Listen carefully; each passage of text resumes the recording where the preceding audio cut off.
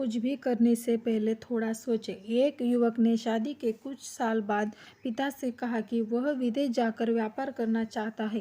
पिता ने उसकी मंजूरी दे दी। युवक अपने माँ बाप और गर्भवती पत्नी को छोड़कर व्यापार करने विदेश चला गया।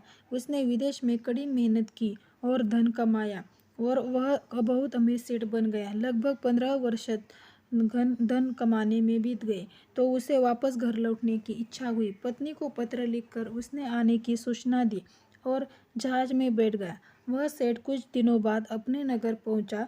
नगर के एक चौराहे पर ही उसने देखा कि एक व्यक्ति एक बोर्ड के साथ खड़ा था। उस बोर्ड पर उसने लिख रहा था, बेशकीमती ज्ञान के सूत्र। सेठ ने उस व्यक्ति के पास जाकर पता किया तो उसने बताया कि मैं बेशकीमती ज्ञान के सूत्र बेच रहा हूँ।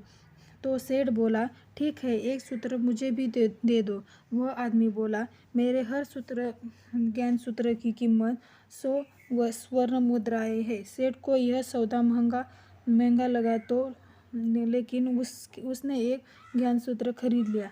उस व्यक्ति ने सेठ को ज्ञान का सूत्र दिया, कोई भी कार्य करने से पहले 2 मिनट रुककर सोच लेना। सेठ ने वह सूत्र अपनी डायरी में लिख लिया।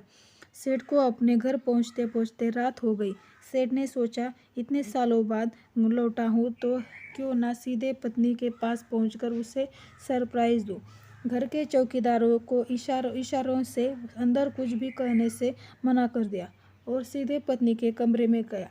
यहाँ का नज़ारा देखकर वह चौंक गया। वह सोचने लगा कि मैं परदेश में उसकी चिंता करता रहा और वह यहाँ अन्य पुरुष के साथ सो रही है। आज मैं इन दोनों को जिंदा नहीं छोड़ूंगा। वह गुस्से से अपनी तलवार निकालकर दोनों पर वार करने ही जा रहा था। इतने में उसे 100 स्वर्ण मुद्राओं के बदले जो ज्ञानसूत्र खरीदा था उसकी याद आ गई कि कुछ भी कार्य करने से पहले 2 मिनट सोच ले। वह 2 मिनट सोचने के लिए रुका। उसने तलवार वापस पीछे हटाई लेकिन वो किसी बर्तन से टकरा गई। बर्तन के गिरने की आवाज़ से पत्नी की नींद खुल गई। आँख खोलते ही उसने अपने सामने अपने पति को देखा तो वह बहुत खुश हो गई और बोली, आपके बिना जीवन सुना सुना था। इंतजार में कितने वर्ष कैसे निकले यह मैं ही जानती हूँ। पत्नी ने इतना बोलकर पास सोए हुए युवक को उठाते हुए बोली, बेटा उठ जा, तेरे पिताजी आए हैं। युवक उठकर जैसे ही पिता को प्रणाम करने झुका तो माथे की पगड़ी सेठ के पैरों में गिर गई। उसके लंबे लंबे बाल बिखर गए। सेठ की पत्नी ने कहा, यह आपकी बेटी है, इसके सम्मान को कोई आँच न आए इसलिए मैंने इसे बचपन से ही पुत्र के समान पालन पोषण और संस्कार दिए हैं।